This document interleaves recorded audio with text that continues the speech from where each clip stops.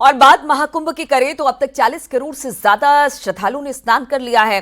कई फिल्मी सितारे भी प्रयागराज पहुंच रहे हैं। एक्टर संजय मिश्रा भी सनातनी अवतार में यहां दिखाई दिए। न्यूज 18 से खास बातचीत में संजय मिश्रा ने इंतजामों की तारीफ की। उन्होंने कहा कि महाकुंभ में काफी अच्छा मैनेजमेंट है। अधिक नागरिकों की त्वरित आपात सहायता के लिए माननीय मुख्यमंत्री योगी आदित्यनाथ जी के विजन के अनुरूप प्रदेश पुलिस बहुत बड़ी चीज है कुंभ, बहुत खूबसूरत चीज है कुंभ। जमावड़ा है, एक ही विचार, एक ही सोच को लेके एक जमावड़ा है। जब मैं पहली बार तो काफी 99 के पहले भी कई बार पापा जी के साथ आया था, तब वो आंखें नहीं थी। लेकिन 1999 में पहली बार मैं अकेला आया था कुंभ, और जो भगवा कलर का मैंने जो देखा था ना, हर तरफ बड़े बड़े पीवा लगा, गुरु ये कौन सी दुनिया है जो हम अब तक अकेले में मिस कर रहे थे। जो पापा जी लोग के साथ आते थे तो बस पीछे पीछे पीछे, लेकिन इस बार बहुत खूबसूरत चीज है कुंभ, बहुत खूबसूरत चीज। और इतना बड़ा आयोजन करना, बताते हैं करोड़ों में लोग आते हैं। अब की बार 40 करोड़ लोग के आने का सोचिए, बड़े बड़े देश की जो है क्या कहते हैं उसको, जनसंख्या, आबादी नहीं है इतनी जितना खाली नहाने के लिए यहाँ आएंगे। इतना बड़ा देखें कभी स्नान गृह, इतना बड़ा। तो बहुत खूबसूरत चीज है जो इंडिया में ही हो सकती है और हमारे धर्म में ही हो सकती है ये चीज। अच्छा संजय जी, अगर हम बात करें कुंभ की, वो तो हो ही रही है, चर्चा हो ही रही है, लेकिन जो व्यवस्थाएं हैं, आपकी बार कल आप गए थे ना? हाँ। तो क्या लगा? अरे मैं इसके पहले वाला भी कुंभ, मुझे साल याद नहीं है, 2-4 साल हो गए। मैं यूपी पुलिस का फेस था उसमें। हर बार थोड़ा कुछ लेवल बढ़ता जा रहा है। अब देखिए ना, इतने 40 करोड़ लोग एक शहर में आएंगे, प्रयागराज में आएंगे, इलाहाबाद में आएंगे, तो कुछ तो व्यवस्था दिखनी चाहिए। इस बार तो मुझे एयरपोर्ट से ही व्यवस्था।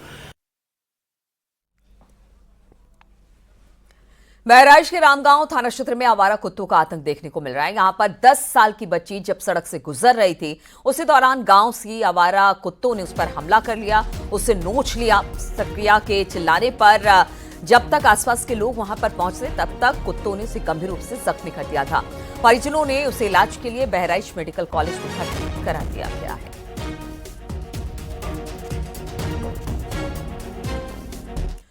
बदायूं में कच्चे तेल की संभावना की तलाश अब शुरू हो गई है और इसके लिए कई जगह पर बोरिंग कराने के दौरान ब्लास्ट किया गया, जिससे जो तेल निकला उसे जांच के लिए भेजा गया, ताकि ये पता चल सके कि इस इलाके में डीजल पेट्रोल है या नहीं।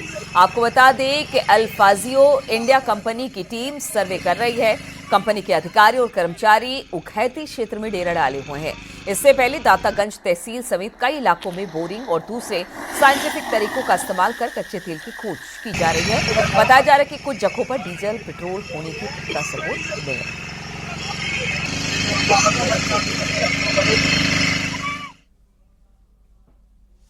और फतेहपुर जिले में एक किसान ने चावल से भगवान श्री राम की 10 फीट ऊंची प्रतिमा तैयार की। इससे पहले भी शैलेंद्र अपनी कला के लिए Guinness book of world record में नाम दर्ज करा चुके हैं। शैलेंद्र उत्तम ने बताया कि उन्होंने भगवान श्री राम के 14 वर्ष के वनवास के प्रतीक के रूप में 14 मन चावल का इस्तेमाल करके यह अद्भुत मूर्ति बनाई है।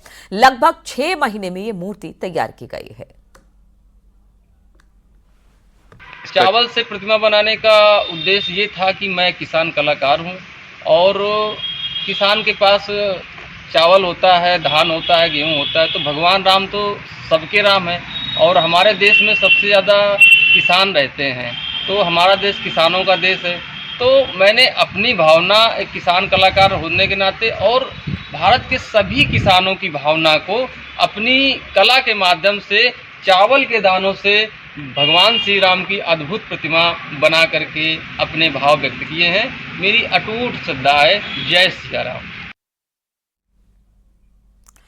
कुशीनगर में बारातियों से भरी बोलेरो गन्ना धुलाई करने वाली ट्रॉली से टकरा गई। बोलेरो में 6 लोग सवार थे, उसमें से 6 घायल हो गए हैं। घटना का सीसीटीवी फुटेज सामने आया। हादसा रामकोला थाने के टेकवाटार में हुआ है। ये दो तस्वीरें हम आपको दिखा रहे हैं। एक दुर्घटना की तस्वीर कि किस तरह से ट्रॉला और ये गाड़ी टकराई है, और दूसरी तस्वीर दिखा रहे हैं जब 6 लोग घायल हुए, उन्हें तुरंत अस्पताल के लिए लेकर जाया गया। शाहजहांपुर में कार ने 2 बाइकों को टक्कर मार दी। हादसे में शादी से लौट रहे 4 लोग गंभीर रूप से घायल हुए। घायलों का इस वक्त अस्पताल में इलाज चल रहा है। हादसे में कार ड्राइवर फरार हो गया। हादसे के बाद से पुलिस अब इस पूरे मामले में छानबीन में जुट गई है।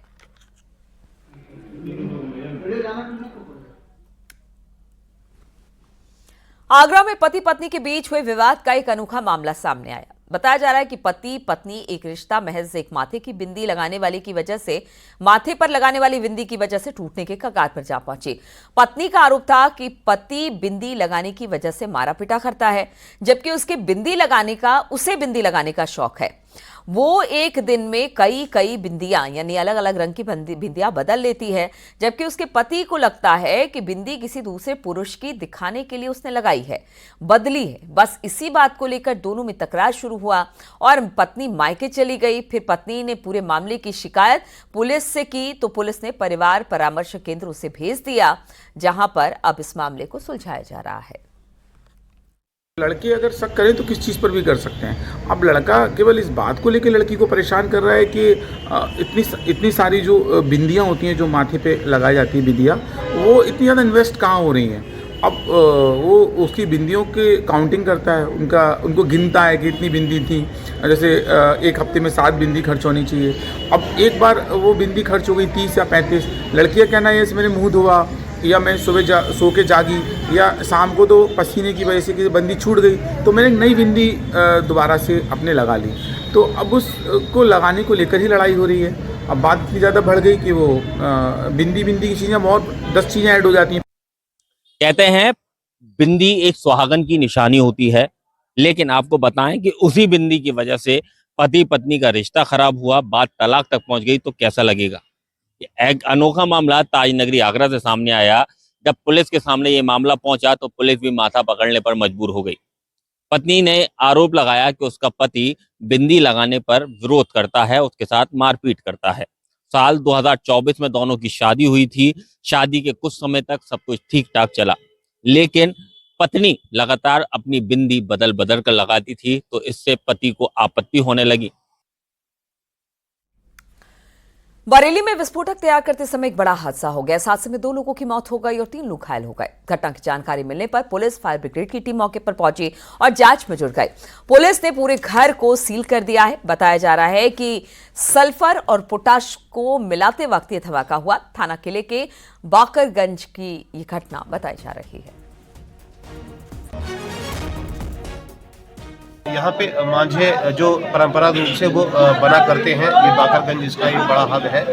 बट इस तरह की ये पहली घटना संज्ञान में आ रही है कि उसमें प्रयोग किए जाने वाले किसी प्रकार की केमिकल में विस्फोट हो सकता है या आज हुआ है। अगर ऐसी बात है और उसके कारण हुआ है तो भविष्य में इसको लेके भी जो है ध्यान रखा जाएगा और कार्रवाई भी की जाएगी। नोएडा में स्कूल को बम से उड़ाने की धमकी मिली थी और इसी को लेकर अब जांच चल रही है। सेक्टर 168 स्थित शिवनादार स्कूल को ईमेल के जरिए धमकी दी गई। धमकी मिलने के बाद स्कूल मैनेजमेंट ने स्कूल कैंपस को बंद कर दिया और छात्रों को वापस भेज दिया। सूचना मिलने पर पुलिस मौके पर पहुंची। डॉग स्क्वाड भी बुलाया गया, लेकिन चेकिंग में कुछ नहीं मिला।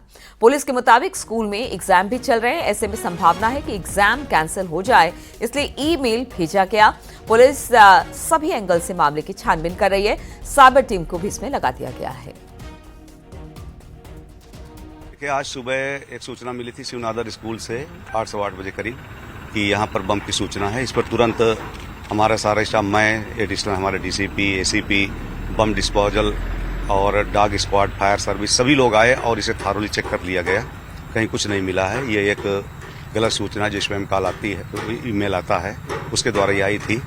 और इस समय एग्जाम भी चल रहे हैं, तो मुझे लगता है किसी बच्चे वगैरह की भी शरारत होगी, पर फिर भी इसे हम सीरियसली ले रहे हैं। दरअसल में ये मेल सुबह प्राप्त हुआ था, जिसके बाद मैनेजमेंट ने डिसाइड किया कि स्कूल को पूरी तरीके से इवैक्यूएट यानी खाली करा दिया जाएगा।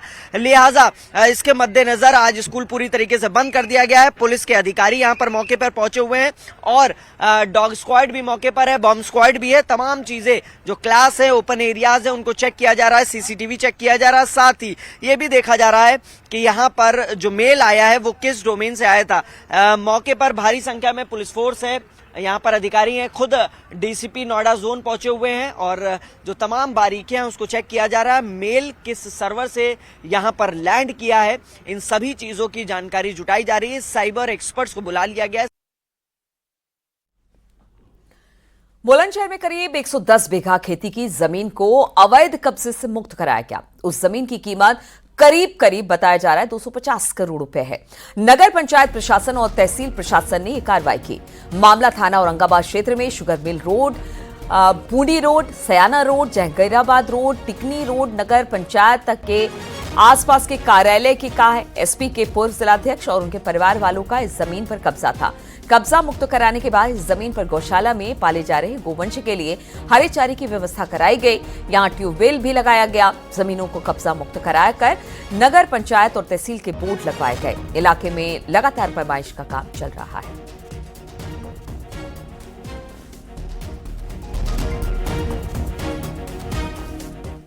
वर्तमान में ये कदमात है कि कम से कम 2800 करोड़ की जमीन हम लोगों ने खाली करवा के नगर पंचायत में उसको कब्जा मुक्त करवाया है, नगर पंचायत का अधीन कर लिया है।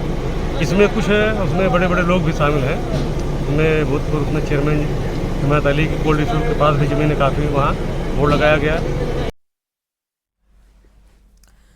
फतेहपुर में हिट एंड रन का रोंगटे खड़े कर देने वाला एक मामला सामने आया। यहां पर स्कॉर्पियो सवार रईजादे ने मजदूर को टक्कर मारने के बाद करीब 6 किलोमीटर तक घसीटा है। साइकिल सवार मजदूर की कई किलोमीटर घसीटने से मौत हो गई है।